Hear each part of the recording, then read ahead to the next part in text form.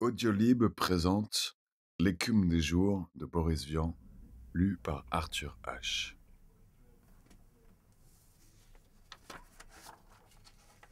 Machinalement, il se retourna, croyant voir quelque chose derrière. Il perdit encore 5 secondes et fit quelques pas accélérés pour se rattraper.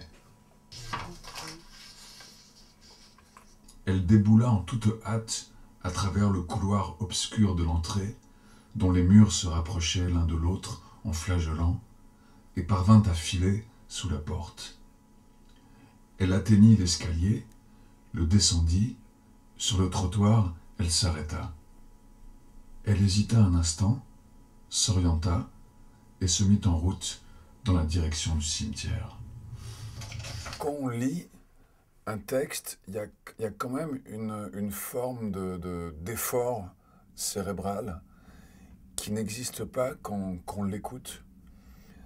Et moi, mon amour profond pour les histoires, pour ce qu'il y a de merveilleux dans les histoires, quelle que soit l'histoire, même si elle n'est pas merveilleuse, c'est le fait que ma mère m'a énormément lu à voix haute pendant des années en fait. Tous les soirs, elle me lisait un chapitre d'un livre qui m'a vraiment donné le goût de la lecture. Et mon père, aussi, qui lui était plus un improvisateur, a improvisé aussi des dizaines et des dizaines d'histoires.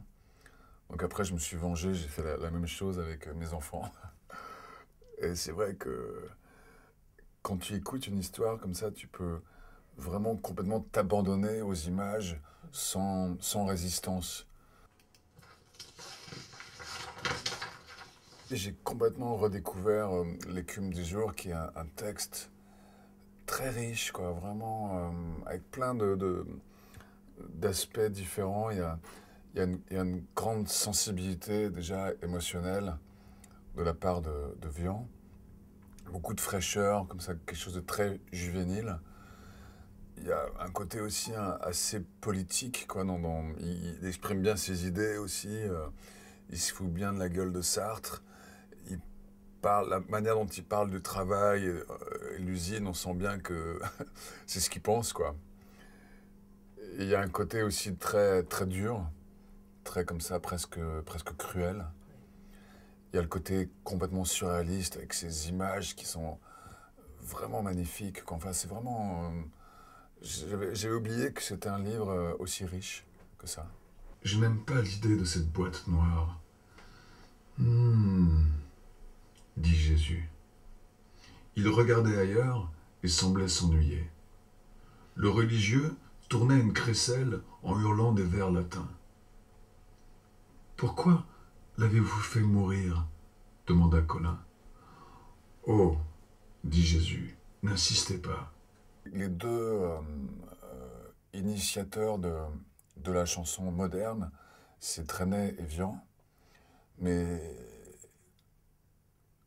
moi, je me sens plus proche de Vian parce que c'est lui qui a complètement inspiré Gainsbourg en lui faisant comprendre qu'on pouvait faire de la chanson française sophistiquée et moderne et ironique et surréaliste.